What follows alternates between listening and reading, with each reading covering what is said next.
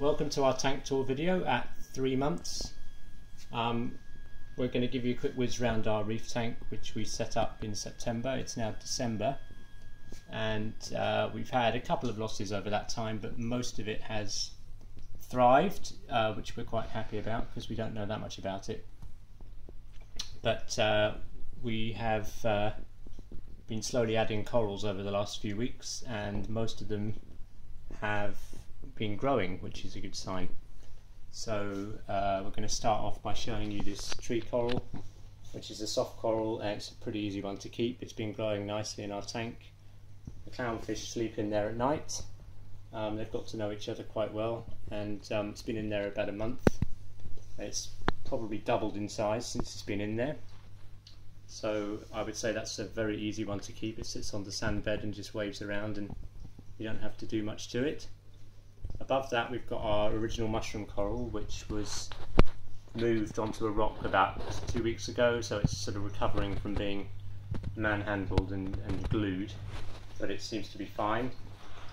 And above that is an LPS coral we got, which is a kryptonite candy cane, and that is actually supposed to be slightly harder to keep, but it's doing really well. It's grown and it's sitting there in probably quite a high flow area actually, but it's glued to a rock and developing, so that's good.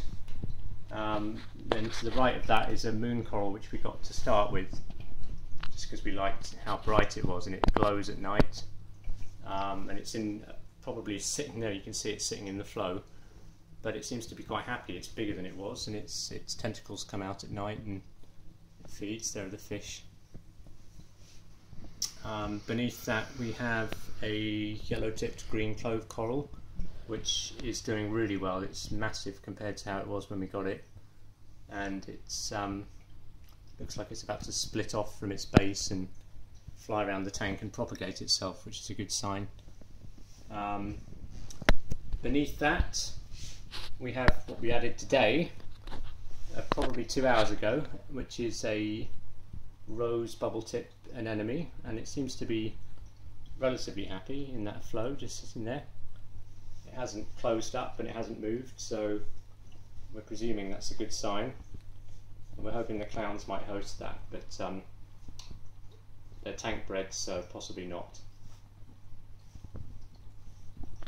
Behind that we've got a green Goniapora, which is slowly opening itself up after having been added today.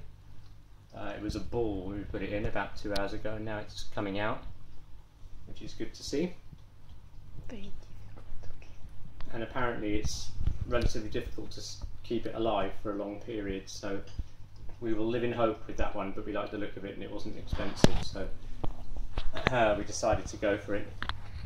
This orange Fungia plate coral is about a month. It's been in there about probably 3 weeks, and he sits on the sand and puffs himself up with water, and he catches things in his tentacles, and he seems quite happy down there.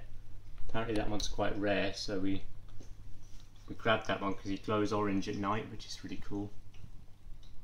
And on the right we've got our little feather duster worm, which we picked up last week, and he was in the car for about an hour and a half, so we thought he was dead, and we just chucked him in the water and out he popped, so he seems quite happy.